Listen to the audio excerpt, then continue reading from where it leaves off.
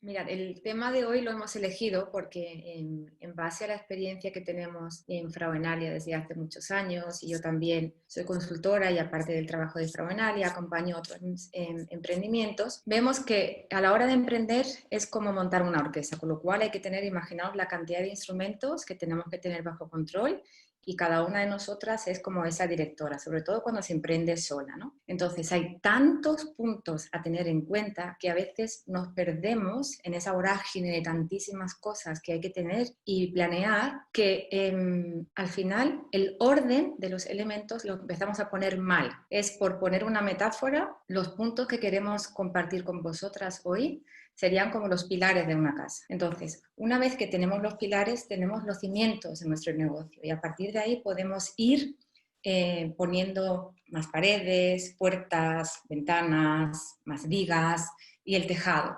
Pero si esos pilares que son el cimiento de nuestro negocio no están bien asentados, entonces el problema es que cuando llega una crisis o llega el corona, entonces nos venimos abajo, perdimos la motivación, no sabemos cómo salir, no hay ingresos, yo para qué estoy haciendo esto, es que me complicó la vida, es que yo me tenía que haber buscado un trabajo.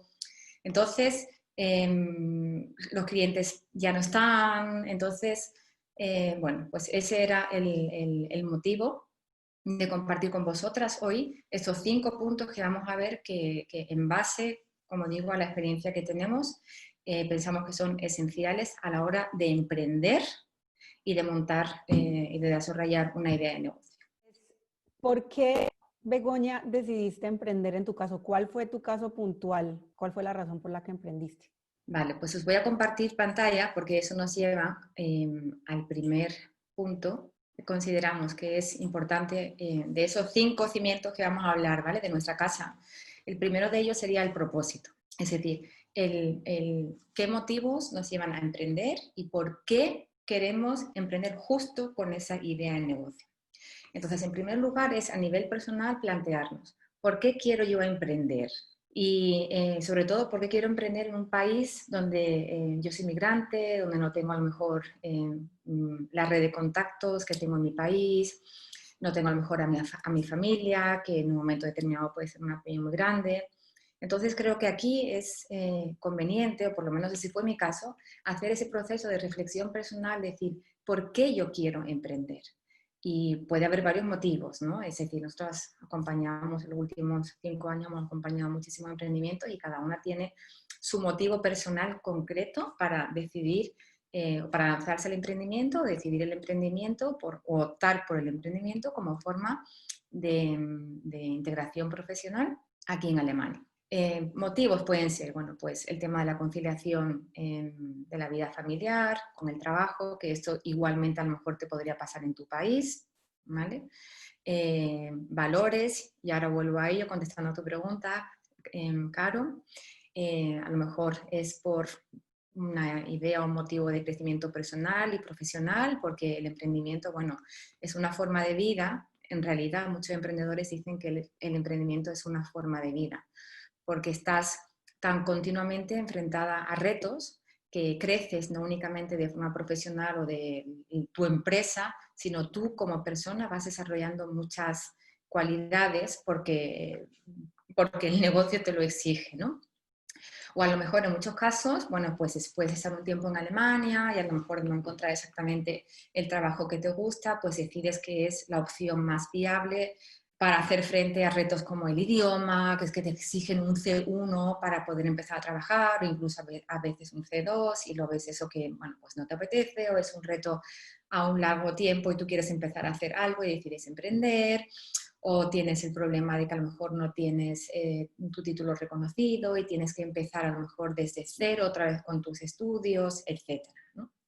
En mi caso fue un motivo de valores. Yo no vengo de familia emprendedora, en mi familia son todos empleados, no hay nadie que haya emprendido que tenga un negocio, al contrario, son todos muy de... si terminas la carrera y empiezas a trabajar en una empresa y te jubilas ahí, yo creo que hubiera sido una gran felicidad para mis padres y varios de mi familia, pero yo cuando, bueno, acabé mis estudios, empecé a trabajar en un despacho de abogados y cuando llegué a Berlín, la verdad es que, bueno, que tuve bastante suerte y empecé a trabajar relativamente pronto tras llegar aquí y trabajaba, bueno, pues eso, como abogada empleada en un despacho de abogados internacional. Tuve un jefe que, bueno, por suerte a nivel intercultural era súper abierto, tenía un equipo estupendo de compañeros, pero después de un tiempo me daba cuenta que yo no era feliz, es decir, tenía un trabajo que a nivel profesional era como retante, luego un contrato indefinido, podía ejercer aquí como abogada, es decir, era como el escenario perfecto. Pero yo no era feliz porque me veía que me faltaban dos cosas. Primero me faltaba la libertad, porque yo veía que no era dueña de mis tiempos, incluso en ese momento todavía no era madre, ni tenía a lo mejor las obligaciones familiares, ¿no?, que tengo a día de hoy. Pero me agobiaba muchísimo, porque para mí el valor de la libertad es esencial y yo, bueno, pues todo tiene su parte positiva y negativa en esa vida, ¿no? Entonces, el despacho en el que trabajaba era súper grande y entonces eso era 24 horas, incluso 7 días a la semana. Y, y entonces llegó un día que dije, no, lo dejo y salté a la piscina. Tenía, claro, el flotador, ¿no? Porque después de haber estado 8 años aquí como siendo empleada, pues pasé al Agentur für Arbeit y pude cobrar durante un tiempo el paro, ¿no? Entonces eso me dio un poco de seguridad, entre comillas, a la hora de tomar la decisión, ¿no? Entonces, primer motivo fue el valor de la libertad, y segundo, que yo veía que yo tenía un propósito de vida que no estaba desarrollando con ese trabajo.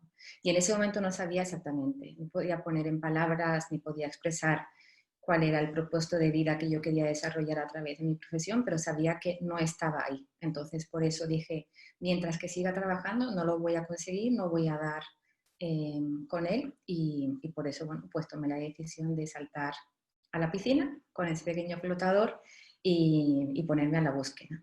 Y luego con el tiempo, pues la vida me puso ante una serie de retos y después de 6 años, después de haber tomado esa decisión, llegó el momento en el que descubrí cuál era mi propósito de vida que podía desarrollar a través de mi profesión. Y por eso existe Frauenalia. Entonces, lo importante al respecto que me gustaría compartir es que además de ese motivo por el que tú decidas emprender, ¿vale? En mi caso, como digo, era el valor de la libertad y quería buscar qué propósito de vida era el mío, ¿no?, para poder desarrollarlo en mi profesión. Es importante que sepáis qué queréis alcanzar con ese emprendimiento concreto. Es decir, una vez que ya habéis decidido, quiero emprender, vale, pues con esa idea de negocio concreto, ¿qué quieres alcanzar? ¿Vale? Porque si no lo tienes claro, os lo digo en base a la experiencia que he acompañado a muchas personas que pasan por este proceso, cuando llega un momento de crisis, no le ves el motivo, ¿vale? No ves la razón de por qué lo estás haciendo. Y el emprendimiento es, bueno, para mí es una forma de vida muy retante y muy interesante, pero a veces los retos se hacen duros. Y entonces, si una no está convencida 100% de a quién quieres ayudar, sobre todo yo veo a la hora de emprender, da igual, claro que en Frauenales, claro que estamos ayudando a mujeres, sí, pero tú puedes crear cualquier negocio, no con la idea a lo mejor de vender, sino con lo que tú estás haciendo, estás ayudando a alguien, porque si no, el cliente no te lo compraría. Es decir, si tú, luego volveremos a ese punto, si realmente tú no estás ayudando al cliente a ayudarle a resolver un problema o cubrir una necesidad o hacer que un deseo se haga realidad, no te va a pagar. Entonces yo veo muchas veces el emprendimiento no como voy a vender algo, sino voy a ayudar a alguien. No sé si, bueno, algunas conocéis ahora, ¿no?, que se ha puesto otra vez como muy de moda la filosofía del Ikigai. Yo, por ejemplo, que hago mucho yoga, pues a mí lo que es la figura del Dharma siempre me ha impregnado mucho, ¿no?, ese propósito de vida. Entonces, bueno, lo dejo aquí como tips si queréis indagar un poquito al respecto. Y bueno, si tenéis preguntas, pues luego con mucho gusto podemos volver a ello. El círculo de oro es, bueno, pues el círculo de, por decir, es una matrix que ha creado un consultor inglés que se llama Simon Sinek, y la idea de este matrix, ese círculo de oro, es justo resaltar la importancia del propósito en ese emprendimiento, en la empresa. ¿Por qué? Porque como veis aquí, él piensa que normalmente cuando creas una empresa vas de un proceso de fuera hacia adentro. Es decir, primero, a lo mejor a nivel tradicional, uno se plantea qué quiero hacer, qué voy a vender, o qué producto, qué servicio, cómo lo voy a hacer, y luego el por qué. Bueno, pues ¿por qué? Porque me hace falta el dinero, o porque no tengo trabajo y venga, voy a hacer esto. Pero no te planteas en realidad el por qué. Vale.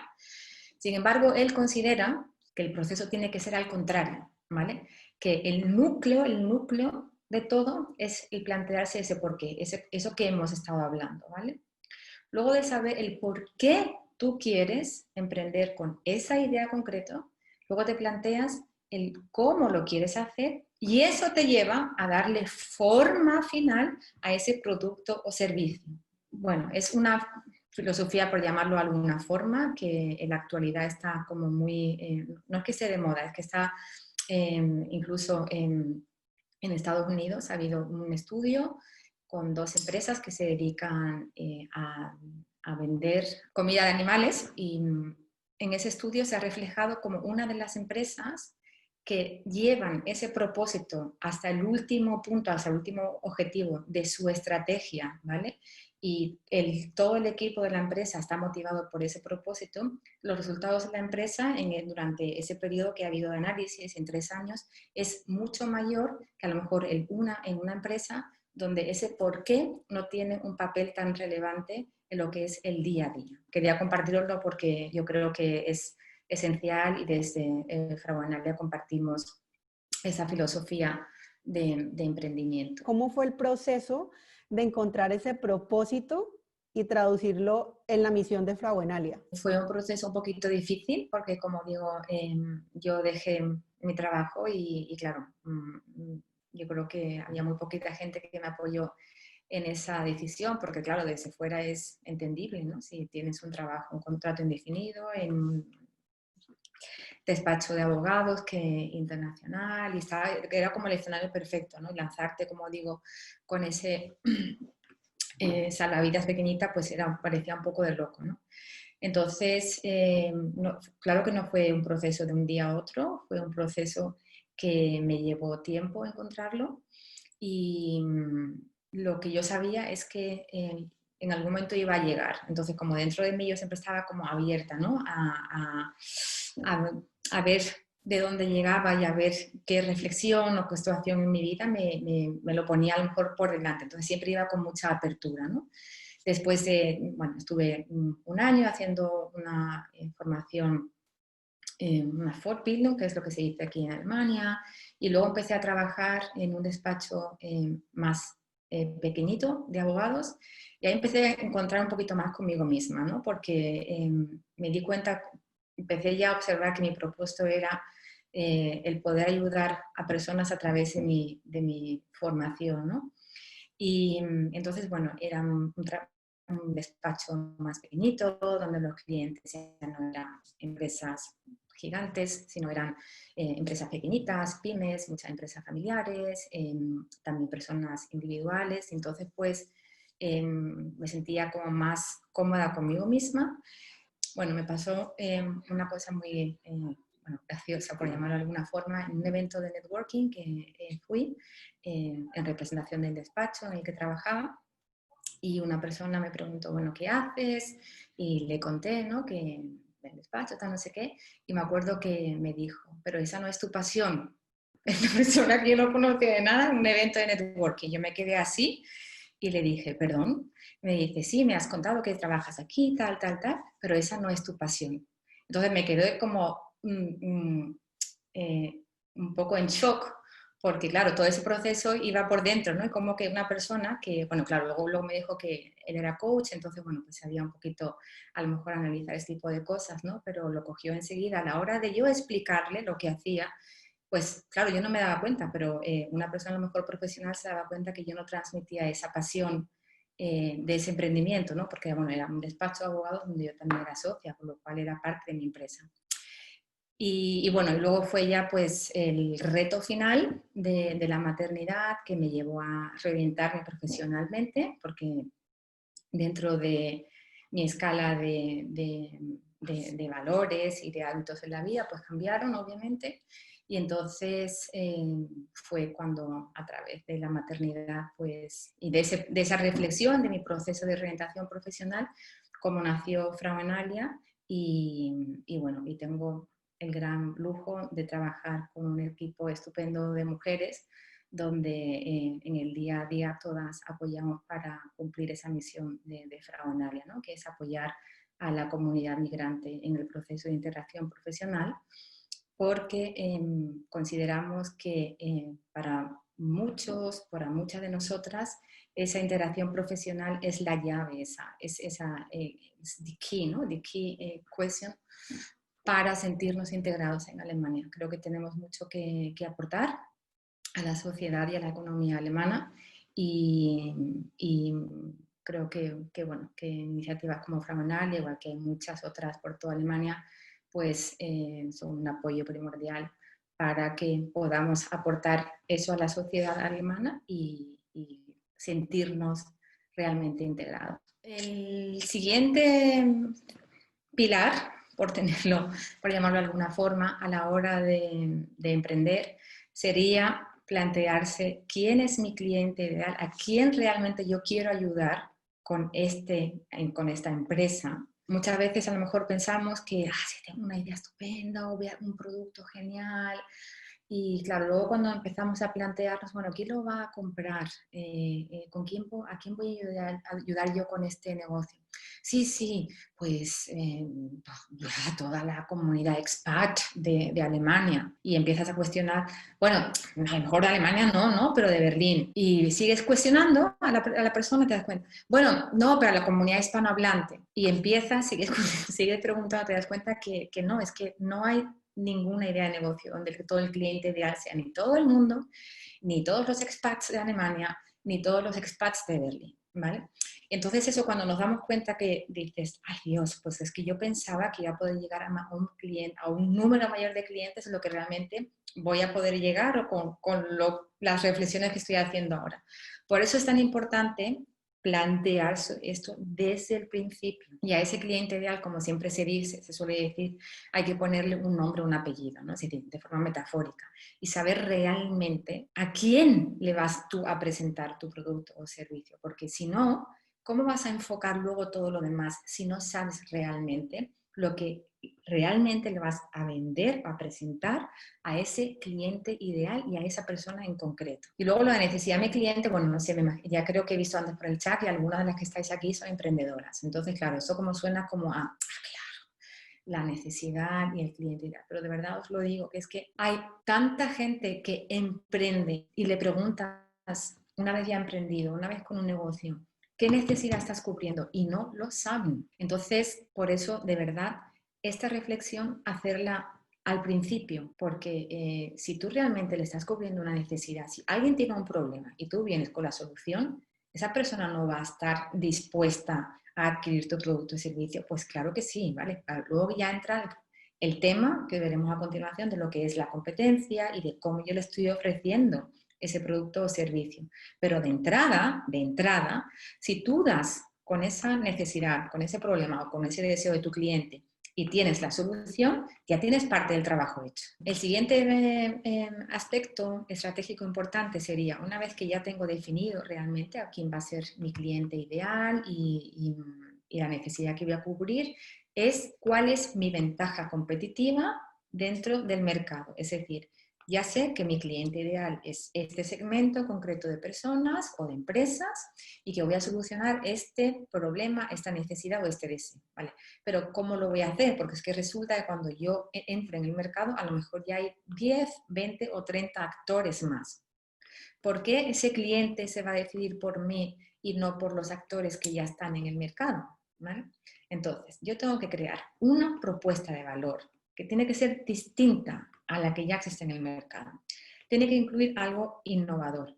Y lo de algo innovador no significa que tenga que crear algo nuevo, que a lo mejor la rueda ya existe, ¿vale? Entonces, lo de innovador puede ser otra forma de ofrecer a lo mejor un servicio. Entonces, para saber ofrecer algo distinto o innovador, es importante que antes saber qué es lo que hay en el mercado, qué es lo que se está ofreciendo y cómo se está ofreciendo y cómo está reaccionando ese cliente ideal a la oferta que existe en el mercado, ¿vale? Porque esa parte de estudio de mercado, como tú decías, Caro, al principio, que tú has emprendido con un par de ideas ya en Alemania y a lo mejor hay muchos casos donde no se hace ese estudio previo a la hora de emprender y de lanzarse. Entonces, claro, sin saber realmente cómo está el mercado, qué actores hay en el mercado y cómo están reaccionando los clientes ante esa oferta, es difícil entrar con algo distinto e innovador que pueda atraer al cliente. Entonces, esa propuesta de valor, además de incluir algo distinto e innovador, tiene que ser algo que realmente los clientes, que yo esté casi segura que los clientes se vayan a valorar, ¿vale? Que no es únicamente ponerle un lacito morado luego al paquete, sino que sea algo que van a valorar porque les está suponiendo una aportación de valor que de los otros competidores no la reciben, ¿vale? Y que esa aportación de valor, que yo considero que esa aportación de valor también es valorada como tal por los clientes, ¿vale? Entonces, que me diferencie de la competencia y que sea sostenible en el tiempo. ¿Por qué? Porque si yo no puedo sostener eso en el tiempo, ¿qué ocurre? Que si yo he pensado, es que tengo una idea genial, porque primero pongo el ejemplo de las panaderías en Berlín, ¿no? Que hay muchas. Si en una calle hay 4 panaderías y yo abro la quinta y ofrezco la misma, ¿por qué me van a vender a mí? Vale, si yo digo, bueno, pues mi ventaja competitiva va a pasar por precios, ¿no? Que mucha gente dice, no, es que mi propuesta de valor es que voy a ofrecer lo mismo, pero por un precio más bajo. Vale, pregunta es, ¿puedes sostener eso en el tiempo? Sí o no, porque si no lo puedes sostener, al final, ¿qué va a ocurrir? Que vas a estar siempre en números rojos, ¿vale? Y basar una ventaja competitiva solamente en una bajada de precios, a la que todavía ni incluso estás segura de que la vas a mantener en el tiempo, ¿qué puede ocurrir? Que a los 4 meses abre otra panadería y te pone 1 céntimo más barato cada brötchen o cada pan, ¿vale? Entonces, no es suficiente, ¿vale? El entrar en un mercado únicamente con una propuesta de valor que sea una reducción de precio. Y sobre la ventaja competitiva, por ejemplo, en el caso de uno vender un servicio, ofrecer un servicio, ¿es suficiente saber que uno es diferente para justificar esa ventaja competitiva? ¿Uno cómo puede analizar eso de una mejor manera? Claro que todos somos diferentes, ¿no? Y cada uno a lo mejor tendrá una forma de ofrecer el servicio que es diferente al resto de personas, ¿no? Que están ofreciendo ese servicio. Aquí es importante tener en cuenta una cosa. Lo de copiar un servicio que ya existe y únicamente decir, no, es que voy a hacer lo mismo, pero la diferencia soy yo, que yo sé hacerlo de forma diferente. Vale, está bien. Pero eso puede ser que sea una percepción subjetiva, ¿no? Porque, bueno, yo misma me analizo y digo, no, es que yo sé hacer, ofrecer una asesoría mejor que mi compañera Ulrike, que está ahí enfrente. Vale. Yo he testado eso con los clientes, yo he testado realmente que la forma mía de ofrecer esa asesoría a los clientes les gusta, se encuentra que entiendo la problemática que me están planteando, que les estoy dando respuestas, que contestan sus preguntas, que les puedo ofrecer una solución o no. Entonces, ahí hay que tener cuidado, ¿vale? Porque únicamente el basar en el que es que yo voy a ofrecer lo mismo, pero es que yo soy muy especial y sé que ya ahí radica mi propuesta de valor. Bueno, es importante tener en cuenta que analizar si realmente es mi propuesta de valor, en qué a la hora de ofrecer mi servicio, por qué yo me voy a diferenciar de Ulrike, ¿vale? Entonces, analizar esos puntos de forma objetiva en los que yo pueda basar en eso mi ventaja competitiva, ¿vale?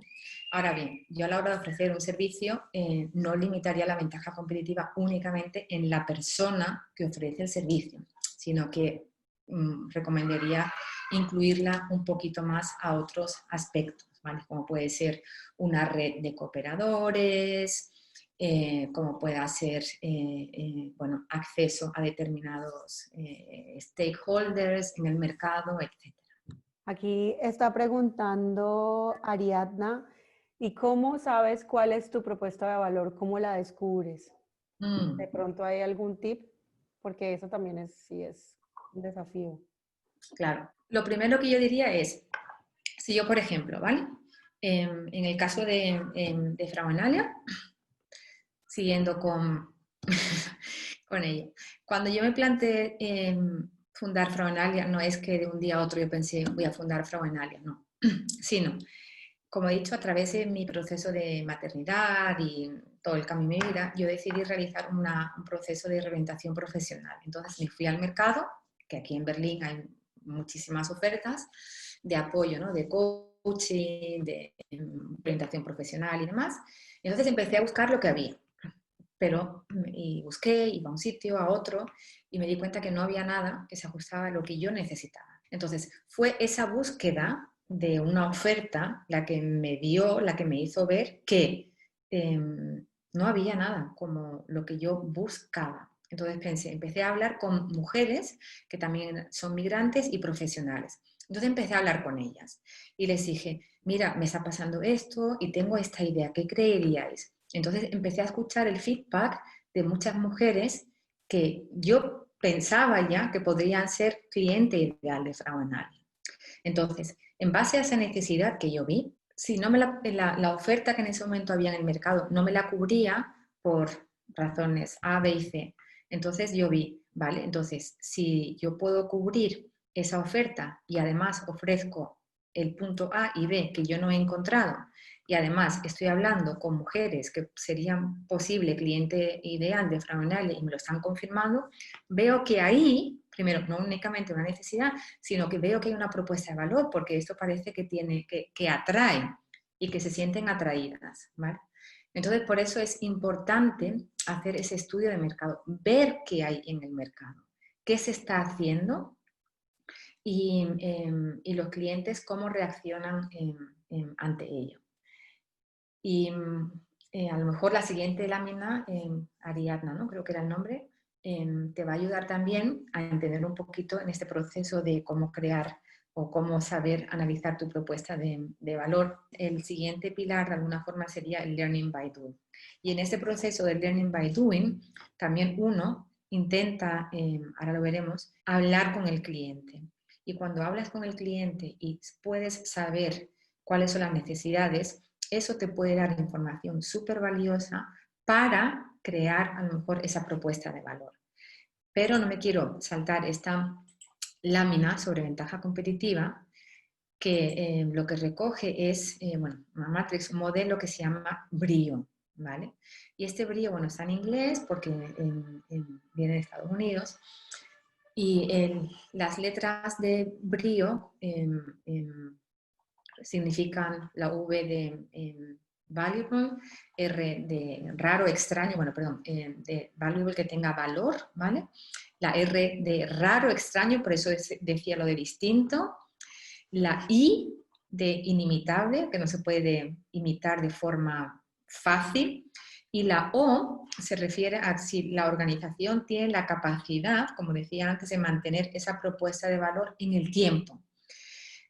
A lo mejor mantenerla en el tiempo significa lo que estamos haciendo, pero siempre ir ampliándola, ¿no? A lo mejor con un producto adicional, es decir, con un producto base, y con el tiempo voy analizando, voy viendo que pues a lo mejor al cliente le gustaría, además de esto accesorio. Pues venga, vamos a ofrecerle este servicio accesorio o vamos a crear este producto o lo que fuera, ¿vale? Entonces, tu organización tiene que tener la capacidad suficiente para mantener esa ventaja competitiva en el tiempo. ¿Qué significa? Tienes que tener los recursos humanos, financieros, a medio y largo plazo para mantener esa ventaja competitiva, ¿vale? Entonces, lo que nos viene a decir esta matrix es cuantas más respuestas yo tenga positivas, más fuerte va a ser mi ventaja competitiva. Es decir, si yo digo, mi ventaja competitiva tiene valor, sí o no. Bueno, si es no, es ya que sabemos que tenemos que volver y pensar otra cosa, ¿vale? Sí tiene valor, ¿vale? ¿Es rara, distinta, extraña? No, ¿vale? Entonces, voy a estar al mismo nivel que mis competidores, ¿vale? Con lo cual ahí me va a costar mucho trabajo convencer a mi cliente ideal. El siguiente paso sería, ¿tiene valor? ¿Es extraña? ¿Pero es fácil o difícil de imitar? Si es difícil de imitar, mi ventaja competitiva va a ser muy cortita en el tiempo, por lo que decía, porque a lo mejor a los 6 meses puede abrir la siguiente panadería que ofrece no únicamente el panecillo a 1 céntimo menos, sino que es que además tiene panecillos que son 100% bio y 100% de espelta de Dinkel, y yo no tengo ninguno de esos, ¿vale? Con lo cual, además, no únicamente me está copiando, sino que es que además tiene en su paleta de productos algo que yo no tengo. El siguiente nivel es, vale, mi ventaja tiene valor, es rara, es difícil de imitar, pero mi organización, yo sé que a largo plazo eso no lo puedo mantener, ¿vale? Entonces tendría una ventaja competitiva, pero del todo que se pueda usar, ¿vale? Pero de todas formas, si ya estamos aquí en este nivel, estamos bien, ¿vale? Únicamente a la medida que lanzamos la empresa, o cuando digo empresa no significa que tenga que ser un equipo de personas y crear una GmbH, ¿vale? También cuando nosotros lanzamos como autónomas, somos empresarias. Entonces, cuando digo empresa, somos cada negocio. Con lo cual, si estamos aquí, ya estamos bien. Únicamente hay que estar atenta para que esa ventaja competitiva, a la que ya hemos contestado con 3 sís, yo pueda ir poco a poco creando montar mi empresa para que esa ventaja competitiva en el tiempo sea sostenible, ¿vale? Y si ya lanzamos y desde el principio contestamos a todas las preguntas con sí, ya estamos en el no va más, ¿vale? Pero esto puede ser difícil al principio. Entonces, pasamos ahora sí con el siguiente pilar, aspecto estratégico, que es lo del Learning by Doing. Y aquí os he puesto 3 puntos.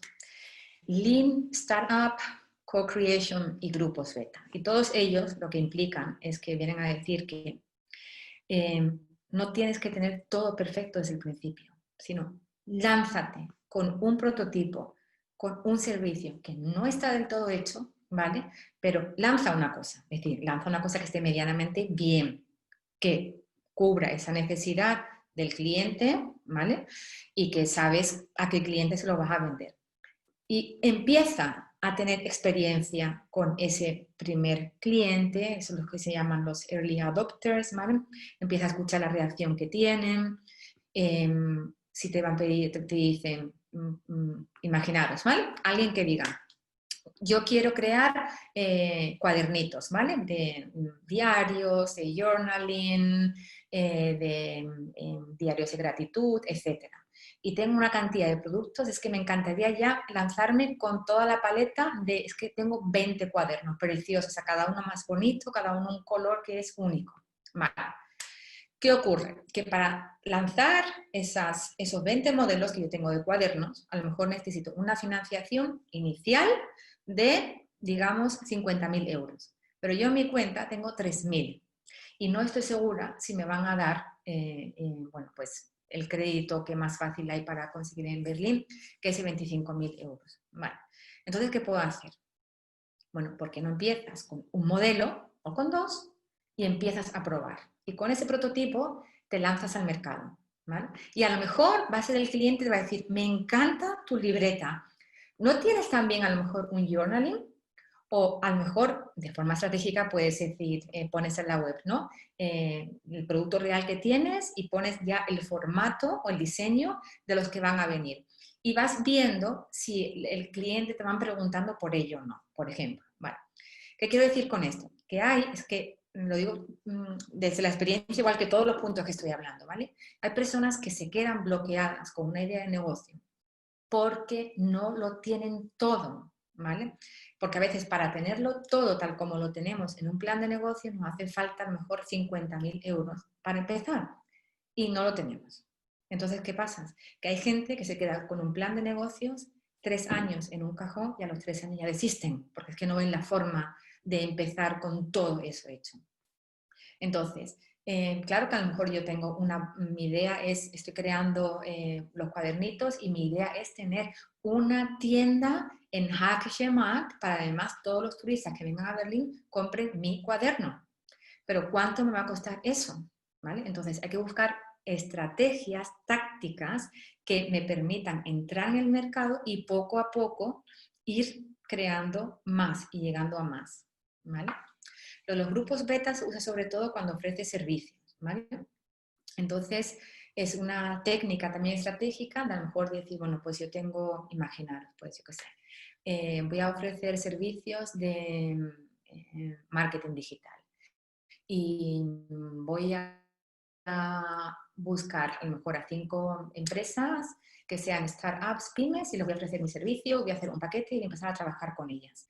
Y con un precio a lo mejor más bajo, pero voy a ofrecerles a lo mejor que además de hacerle, pues yo qué sé, todos los posts en las redes, van a tener una reunión conmigo semanal y les voy a dar además, yo qué sé, pues voy a formar a unos trabajadores, etc.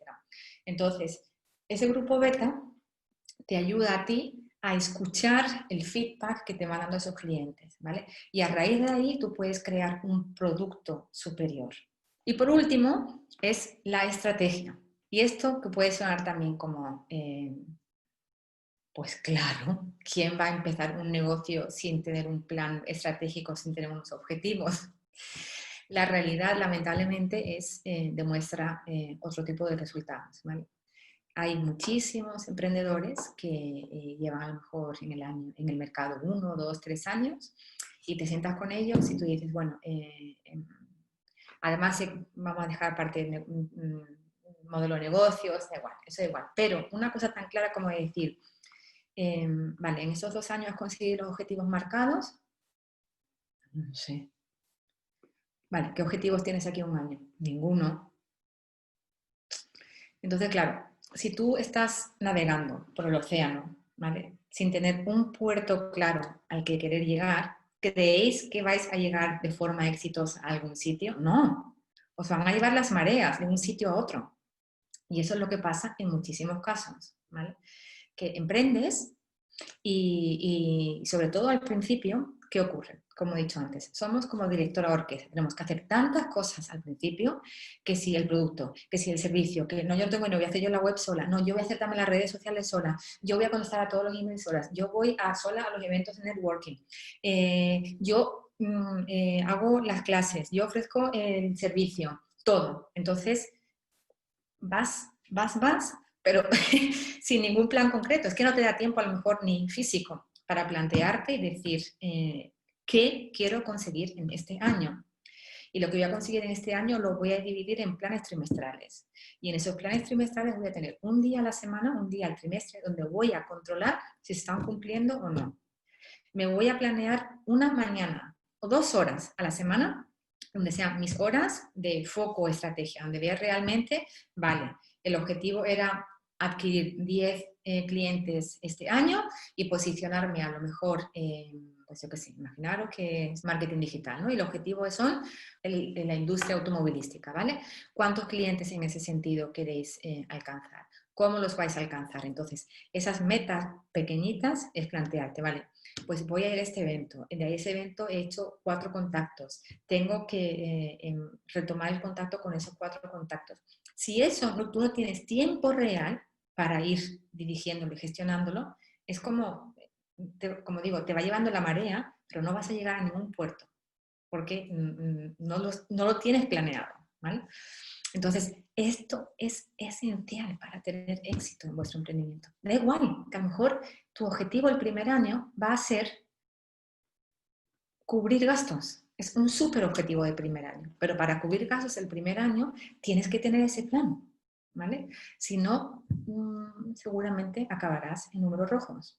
Y esto es lo que quería compartiros el día de hoy, ¿vale? Como digo, en base a mi experiencia, son 5 puntos súper importantes y espero que os hayan ayudado y me imagino que, claro, que puede ver que muchas cosas suenen como ahora, bueno, complicadas de digerir, de plantearte cómo voy a solucionar yo esta, qué ventaja competitiva tengo yo, no lo sé, pero bueno, todo es alcanzable y aquí estamos en Frauenalia para poder ayudaros en lo que podamos.